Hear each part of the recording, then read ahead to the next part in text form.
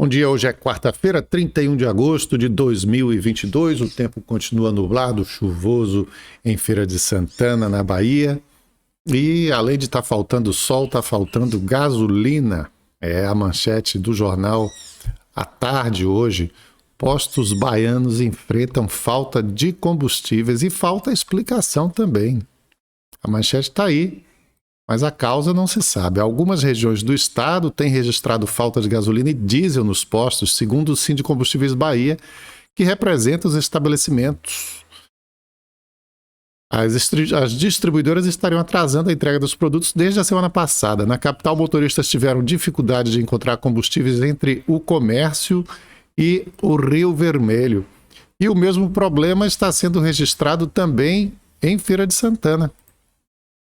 Essa notícia está no Acorda Cidade.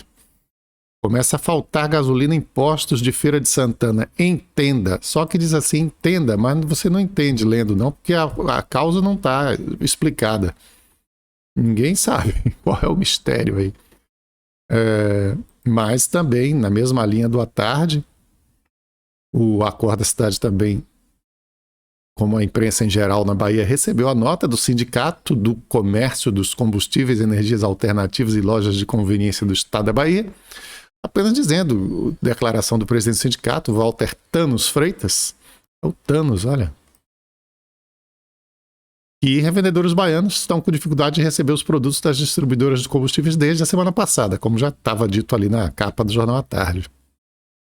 E há uma semana estamos recebendo reclamações quanto à dificuldade de abastecimento pelas distribuidoras e não temos qualquer informação sobre os motivos dessa restrição em vender os combustíveis aos postos. Pois é, não tem explicação. Situação esquisita aí. Só o que se sabe, uma coisa que tem acontecido nos últimos tempos é que postos, Brasil afora, inclusive isso foi mais forte no Distrito Federal, mas não está acontecendo só no Distrito Federal, onde os empresários, donos dos postos, desejam a reeleição, são apoiadores da reeleição do presidente Bolsonaro, têm vendido a gasolina a preço de custo, para, colocando aquele preço mais baixo, tentar influenciar na opção do eleitor, né? Para que ele entenda que está havendo uma queda na inflação, no preço dos combustíveis, etc. Mas isso não... Faltar gasolina tem o efeito contrário, né? Faltar combustível tem o efeito contrário. O desabastecimento é ruim para a economia, é ruim para todo mundo. Então, não seria o caso aí de ser algo intencional. Mas, então, sem explicação, vamos ver se o problema acaba. Porque se agravar, com certeza vai ter que aparecer, evidentemente, uma explicação para essa situação inusitada. Jornal Correio, preço da carne vermelha varia até 80% em Salvador. A diferença é observada para os mesmos cortes e pesos e indica que a receita para a economia doméstica é só abrir a carteira depois de pesquisar. No Correio Brasiliense, TSE proíbe porte de arma nas eleições. Também é manchete no Jornal do Comércio, porte de armas é proibido na eleição. E na Folha de Pernambuco, que é também pernambucana, como o Jornal do Comércio, TSE proíbe porte de arma nas sessões eleitorais. TSE decidiu por unanimidade pela proibição do porte no período de preparação e conclusão das eleições, ou seja, no dia das eleições, nas 48 horas antes e nas 24 horas seguintes, em um raio de 100 metros das sessões eleitorais. Agora, qual é Isso é manchete de vários jornais, né? Não é o óbvio? Para que a pessoa vai levar arma para a eleição? É óbvio que a gente sabe que alguns vão querer levar arma para a eleição se não houver a proibição, mas é estranho até que se cogite de qualquer outra hipótese, né? Porque, evidentemente, existe para muita gente, você nunca sabe de onde pode surgir, um acirramento, né? Na época da eleição, em qualquer eleição, ainda mais essas atuais que nós estamos vivendo, né? E especialmente porque tem um candidato, se o Bolsonaro fosse um candidato fraco na eleição, por exemplo, já tivesse derrotado, já tivesse lá embaixo nas pesquisas, ninguém pensasse mais em votar em Bolsonaro, seria uma coisa, mesmo assim poderia haver um acirramento na hora da votação entre qualquer candidato, né? A eleição mexe muito com as emoções das pessoas, mas o grupo da extrema-direita é um grupo que gosta muito de confusão, de briga. Eles fazem do confronto uma estratégia. E é óbvio que não pode ter arma na eleição, né? Não pode haver coisa mais evidente do que a necessidade de proibir as armas. E as expectativas para Bolsonaro não são boas, né? As pesquisas vêm indicando uma situação desfavorável para ele, que a essa altura já esperava ter reagido. Mas antes de tratarmos desses números, vamos ver ainda manchetes do jornal. O Popular de Goiânia cresce mais de 31% o total de candidatos da segurança. Isso, claro, está se referindo ao estado de Goiás. Tem 79 postulantes ligados à área e o bolsonarismo é apontado como fator relevante para esse aumento. Empresários e advogados são as profissões mais comuns na disputa e o número de professores e estudantes caiu. Mau sinal, né? Caiu o número de professores e aumentou o número de pessoas da área de segurança. Eu torço para que não se elejam muitos representantes. Todas as áreas da sociedade têm que estar representadas no Congresso. Se fosse possível, até os mendigos tivessem organização política, tinham que estar representados no Congresso. Porém, o predomínio de determinadas áreas não é uma coisa muito interessante, né? Bancada da bala. Essa história de bancada da bala, coisa esquisita, né? Bancada da bala. Bancada da Bíblia. Se for algo que seja predominante, não é bom. Se fosse bancada da Umbanda, do Candomblé, também não. Tem que ter representação para cada um garantir seu espaço na sociedade e para ninguém ser oprimido pelo grupo que se acha dono de tudo. Que sempre tem alguém, né, querendo se achar dono de tudo. Agora, dentro de determinados limites, né? Mas é óbvio que quem decide esses limites é o eleitor, né? Não cabe a ninguém que acha, que pensa diferente, definir por sua vontade o quadro geral, porque senão deixa de ser democracia, né? Democracia é isso. E se tem mais gente hoje na área da segurança é porque a nossa sociedade se inclinou para esse lado. Se tem mais policial do que professor no Congresso, azar o nosso, mas fomos nós que escolhemos, não é assim? Então, paciência. Agora, falando dos números de pesquisas, como eu já falei antes aqui, no dia de ontem, a gente não pode agora tratar de cada uma das pesquisas que forem divulgadas, porque são muitas. Mas a Quest é uma pesquisa importante e que vale a pena a gente mencionar. Um pessoal muito criterioso, que faz um trabalho muito meticuloso em vários aspectos da eleição, não apenas a pesquisa em si, das intenções de voto. E na pesquisa da Quest, que foi divulgada hoje, 31, quarta-feira,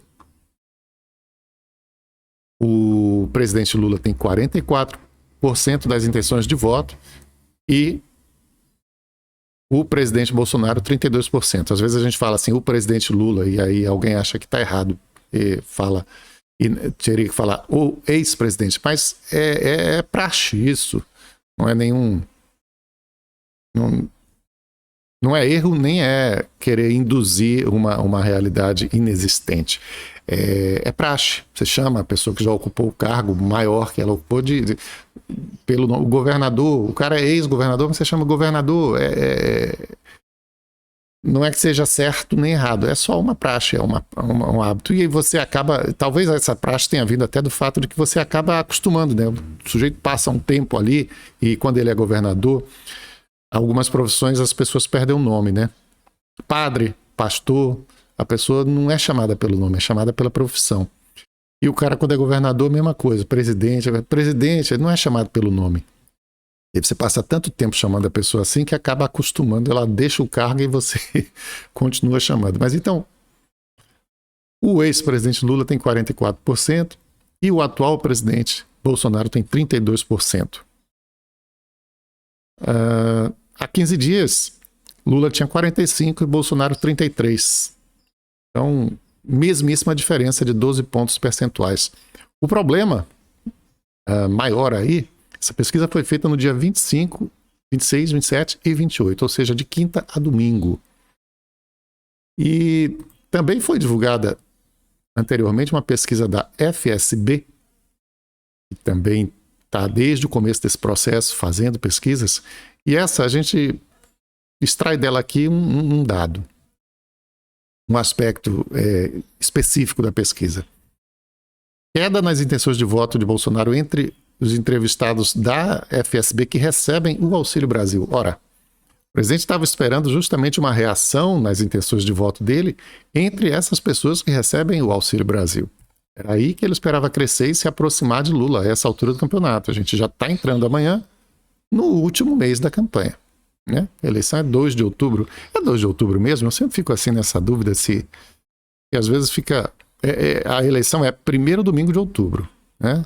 Tem que ver que dia vai cair. 2 de outubro é isso mesmo, a eleição, o primeiro domingo de outubro é 2 de outubro. Mas então tem o mês de setembro, né? Amanhã, quinta-feira, começa o mês de setembro e é o mês em que ou vai ou racha. E tá rachando pro lado de Bolsonaro, porque queda nessa altura nas intenções de voto entre as pessoas que recebem o Auxílio Brasil era tudo que ele não imaginava. 58% dessas pessoas indicam voto em Lula. E o pior, Lula cresceu. Há 7 dias, 22 de agosto, era 52%. Bolsonaro também cresceu. Só que... Aliás, não. Desculpa. Entre os que recebem o Auxílio Brasil, 58% indicam voto em Lula. Há 7 dias, era 52%. Cresceu 6 pontos percentuais. Nessa faixa do eleitorado, o Lula cresceu 6 pontos percentuais. Bolsonaro caiu 7 pontos percentuais. De 31 para 24. E essa pesquisa é semanal. Então, foi da semana passada para essa. Na semana seguinte, ele perdeu entre aqueles que recebem o Auxílio Brasil. Então, é má notícia para o presidente e as más notícias para ele não param de chegar.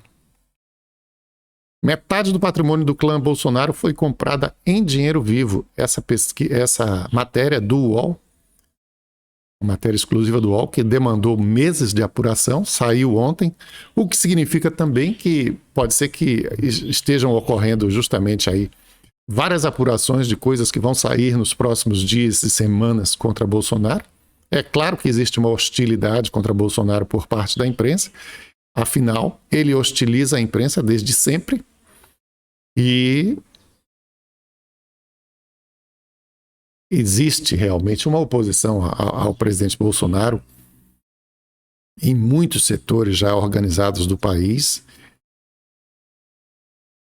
E uma boa parte, uma parte significativa da imprensa já declara abertamente que, se não a imprensa, as empresas, porque tem suas limitações para fazer isso, jornalistas diretamente, pessoalmente, individualmente, nessas organizações menores, como, por exemplo, o Pedro Doria do Canal Meio, tem declarado abertamente mesmo que fazem oposição ao presidente, desejam que ele não seja reeleito, e eu acho absolutamente legítimo isso, diante da ameaça que o presidente Bolsonaro representa para a democracia do país, para a liberdade no país, para o próprio trabalho da imprensa. Sistematicamente tem se colocado como alguém que gostaria que não existisse imprensa, né? Tentou, de diversas formas, prejudicar as empresas. Há algum tempo vivia ameaçando de não renovar a concessão da TV Globo. E agora ele cortou essa conversa porque já a ele também não convém nesse momento. Então, é de se esperar que nos próximos dias aí surjam matérias como essa. E essa matéria, com uma apuração longa, uma apuração meticulosa, é muito prejudicial para ele. Pensei até que seria a manchete da Folha de São Paulo hoje, mas não foi. Metade do patrimônio do clã Bolsonaro foi comprada em dinheiro vivo. E aí os detalhes estão aí nesse texto que repercutiu muitíssimo ontem. O próprio Bolsonaro foi obrigado a falar sobre esse assunto e disse: o que é que tem? Qual é o problema? Bom, qual é o problema? A gente sabe que quem só anda com dinheiro vivo é quem tem coisa para esconder, né? Normalmente é assim, dinheiro vivo é o refúgio da criminalidade. Mas vamos lá. Quase metade do patrimônio em imóveis do presidente candidato à reeleição e de seus familiares mais próximos foi construída nas últimas 3 décadas com o uso de dinheiro em espécie. O presidente, irmãos e filhos negociaram 107 imóveis, isso desde os anos 90, dos quais pelo menos 51 foram adquiridos total ou parcialmente com o uso de dinheiro vivo. Esses valores dessas compras de imóveis representam 13 milhões e meio ao longo do tempo, porém, pela correção da inflação, porque é um período longo, né, muitos anos, daria 25 milhões, 25,6 milhões. Não é possível ainda, pode ser maior ainda o valor, mas não é possível saber a forma de pagamento de 26 desses imóveis, que totalizaram quase 1 milhão, 2 milhões quase em valores corrigidos. Mas não é possível, nesses casos, saber porque a informação não consta nos documentos de compra e venda. E aí o Bolsonaro respondendo a esse questionamento da imprensa: qual é o problema de comprar com dinheiro vivo algum imóvel? Eu não sei o que está escrito na matéria. Qual é o problema? Depois ele diz: meus filhos já foram investigados desde quando eu assumi, 4 anos de pancada em cima do Flávio, do Carlos, Eduardo Menos. Bom, veja bem, os filhos deveriam ser investigados, mas o governo botou a mão de todas as formas para impedir que as investigações que foram iniciadas tivessem continuidade e chegassem a uma conclusão. Isso é um fato. Esse levantamento feito pelo UOL considera imóveis do presidente, dos 3 filhos mais velhos, da mãe, 5 irmãos e 2 ex-mulheres, porque as ex-mulheres também de Bolsonaro também têm seus imóveis aí relatados. Foram consultadas 1.105 páginas de 270 documentos requeridos a cartórios. Ou seja, um trabalho de meses, que levou meses. Diz aqui, 7 meses, 5 meses. 7 meses. Foram 7 meses de trabalho de investigação de diversos repórteres que levantaram essas informações. Se sabe, né, não é segredo para ninguém, da questão das rachadinhas, né, que já desde o gabinete de Bolsonaro, passando pelo de Flávio, pelo de Carlos Bolsonaro, a prática da rachadinha, ou seja, os funcionários devolvem para os políticos que os empregam o salário.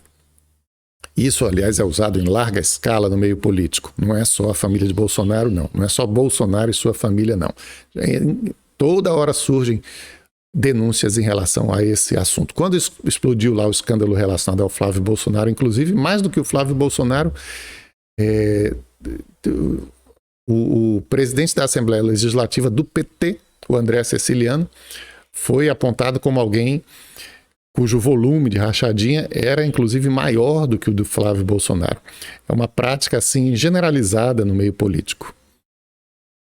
Mas, enfim, poderia, por exemplo, ser a origem desse dinheiro que comprou, afinal de contas, esses imóveis. Porque isso existe. Há um projeto tramitando no Senado Federal, esse destaque que você está vendo aí em amarelo, justamente para proibir o uso de dinheiro em espécie para transações imobiliárias.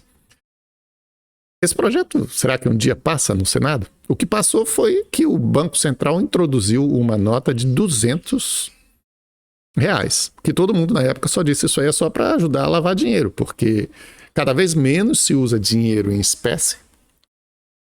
Na economia, as pessoas pagam tudo com cartão, depois que veio o Pix, ainda mais Pix, e o governo lança uma nota de R$200 e servia o quê? Para diminuir o volume, né?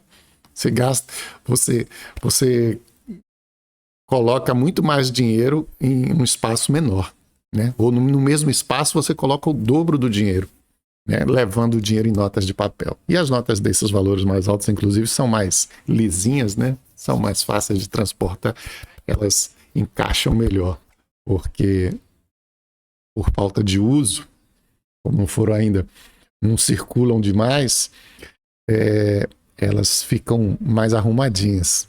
Aí dá para transportar uma grande quantidade. É isso que se viu. Agora o projeto para proibir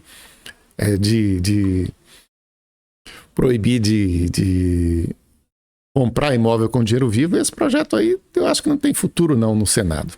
Mas, quem sabe? O IPEC divulgou a pesquisa presidencial na segunda-feira, né? E ontem saíram as pesquisas estaduais. Então vamos dar os números aí desses principais estados do Brasil, rapidamente, da pesquisa IPEC, contratada pelas organizações Globo. Em São Paulo, Haddad, 32, candidato do PT, Tarcísio, 17, candidato de Bolsonaro, e Rodrigo, 10%, que é o atual governador do PSDB e que, tudo indica, vai ficar de fora. Ele estava ali antes disputando com o Tarcísio esse segundo lugar para ir para um segundo turno contra o Haddad, mas as pesquisas vêm indicando que o Tarcísio vai se afastando do Rodrigo e deve fazer essa disputa entre o petismo e o bolsonarismo num segundo turno em São Paulo. No Rio de Janeiro, também o bolsonarismo aí, aliás, no Rio de Janeiro é o inverso. O bolsonarismo leva vantagem. 26%, Castro cresceu e se afastou do Marcelo Freixo, que é o candidato do Lula, embora seja pelo PSB.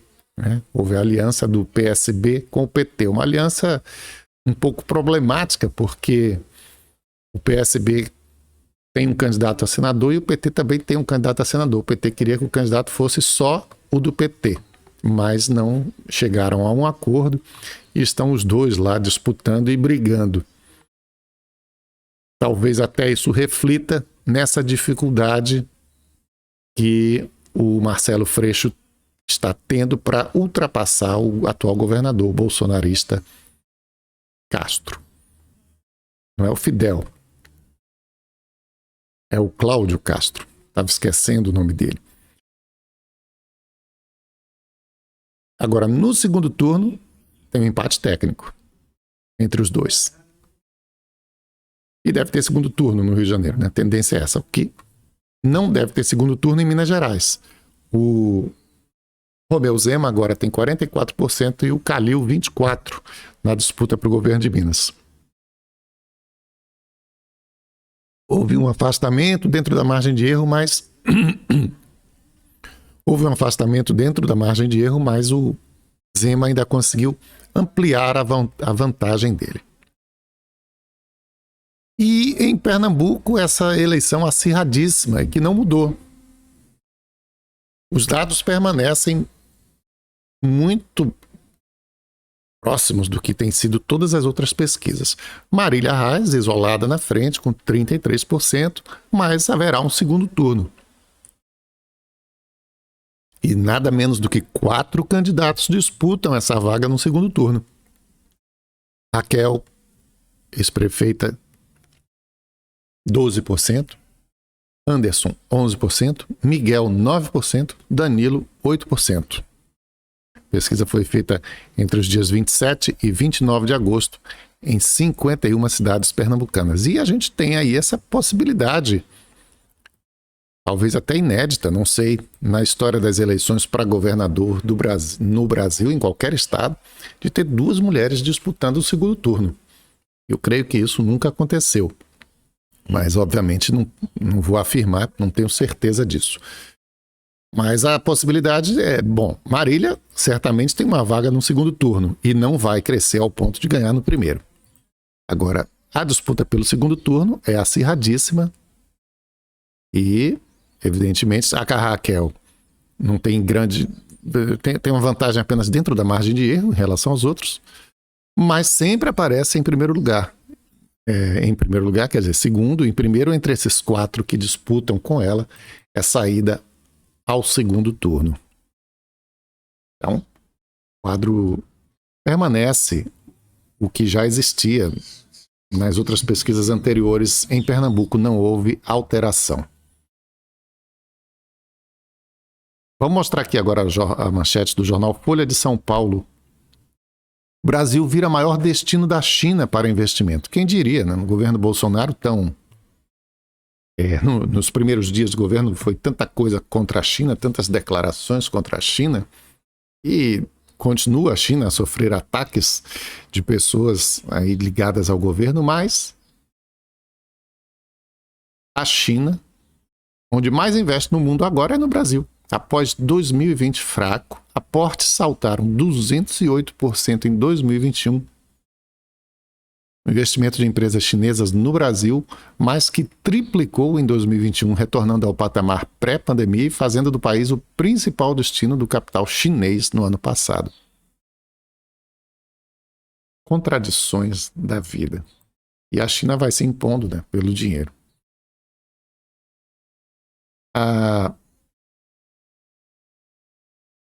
Em muitos dos jornais você vê, tem a foto aí desse velhinho de 91 anos, e que aqui está numa foto preto e branco, por se tratar de uma foto antiga.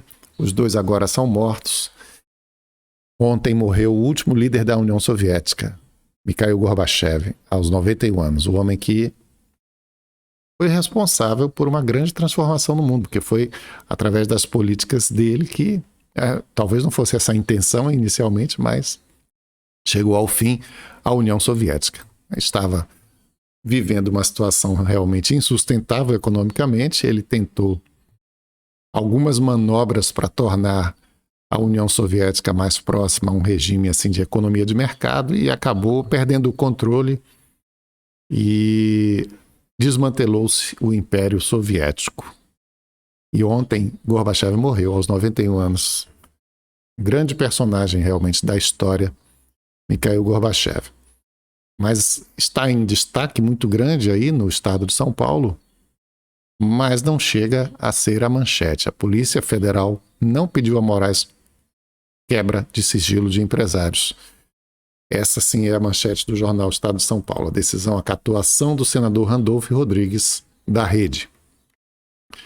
A alegação ontem foi revelada, né, as motivações dessa decisão, e a alegação é de que esses empresários, havia suspeita de que eles estariam patrocinando essas ações contra a democracia, né, favoráveis a um golpe. E esse aqui é o grande perigo, e é plenamente justificável que se faça, que se tenha essa vigilância. Não dá para chorar depois que o leite for derramado, aí no caso de um golpe não.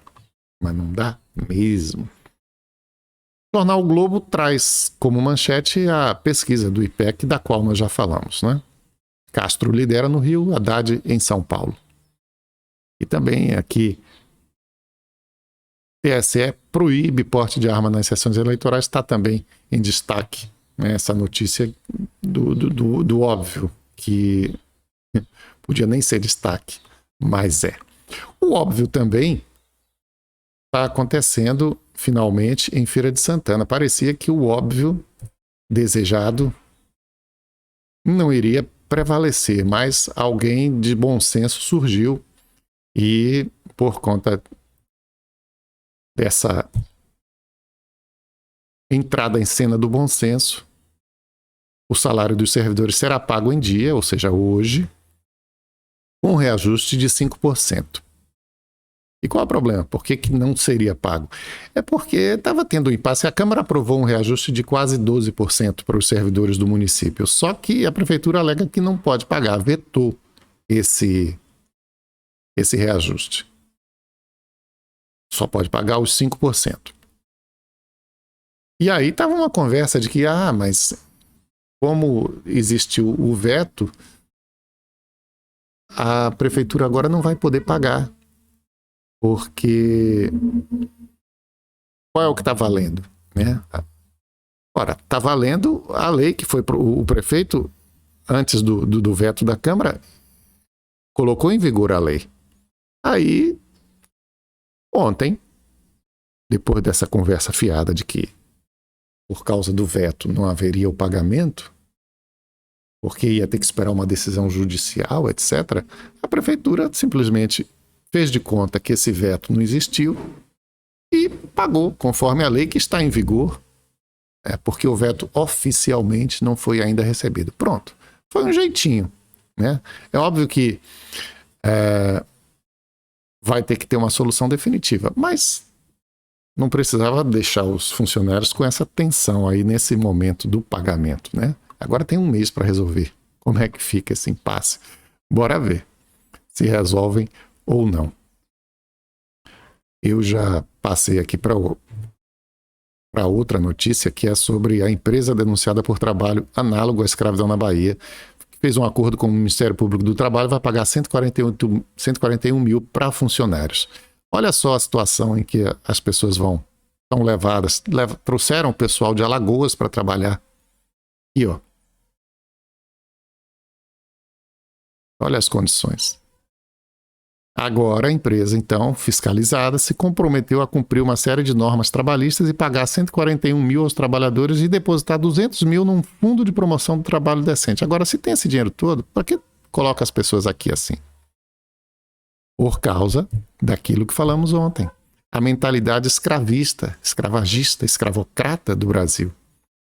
O sujeito acha que é normal que as pessoas vão trabalhar em condições assim. E tá bom. Não tem que ser melhor, não. Mas ele podia ter dado condições melhores. Tanto podia que agora está aí pagando 141 mil e depositando mais 200 mil num fundo de promoção do trabalho decente. Agora imagina você se não tivesse fiscalização. E o compromisso deles é pagar esses valores todos até o fim de setembro. Senão, aumenta ainda 50%. Caramba, para que isso? Por que isso? Por quê? Porque simplesmente eles acham que é normal. E assim como a fiscalização pegou esse aí, né? Como esse caso, muitos outros estão acontecendo país afora, né? Porque existe a mentalidade escravagista. O pessoal disse que eram casas precárias, próximas à mata, com frestas, que permitiam passagem de animais peçonhentos e insetos. Não havia camas, apenas lençóis e papelões no chão. Banheiro precário, chuveiro ligado diretamente à caixa d'água em local aberto, sem lugar para refeições, fogão a lenha improvisado. Pegavam água numa embalagem de agrotóxico e por aí vai. Essa é a situação a qual são submetidos trabalhadores, sobretudo ainda na zona rural, né? Em fazendas, mas às vezes são empresas grandes com dinheiro, com capital e colocam os trabalhadores nessas condições. É impressionante. Bom, se você está em busca de um emprego melhor do que esses, tem aí a possibilidade da Embasa, que já era ontem o dia de encerramento das inscrições, mas prorrogou por uma semana. Agora vai até às 14 horas da próxima terça-feira e dá para fazer com facilidade, porque você faz pela internet a inscrição. Esse concurso tem vagas para o nível médio, técnico e superior, e as inscrições são feitas no próprio site daqui da Instituto AOCP, que está organizando. É só descer um pouquinho aqui, que óbvio, eles têm vários concursos, e a Embasa aqui, depois da Polícia Civil de Goiás, aparece logo aqui, Empresa Baiana de Águas e Saneamento. Você clica e vai fazer a inscrição para o concurso da Embasa. Feira de Santana está passando até o domingo pelo retorno da Feira do Livro. Começou ontem. As atividades da Feira do Livro começaram ontem e uma grande movimentação de estudantes, principalmente estudantes, né? A Feira do Livro tem muito essa pegada aí as atividades, as escolas levam os estudantes lá para fazer atividades. Essa matéria aí da TV Feira da Prefeitura, mostrando a garotada lá. E tem o site Flifes. Basta você bota na busca Flifes, que é a Feira do Livro de Feira de Santana. Flifes. E vai encontrar o site que tem toda a programação e tudo que você precisa saber para se informar sobre a Feira do Livro e escolher que atividade você quer comparecer. Foram 2 anos sem feira presencial por conta da pandemia.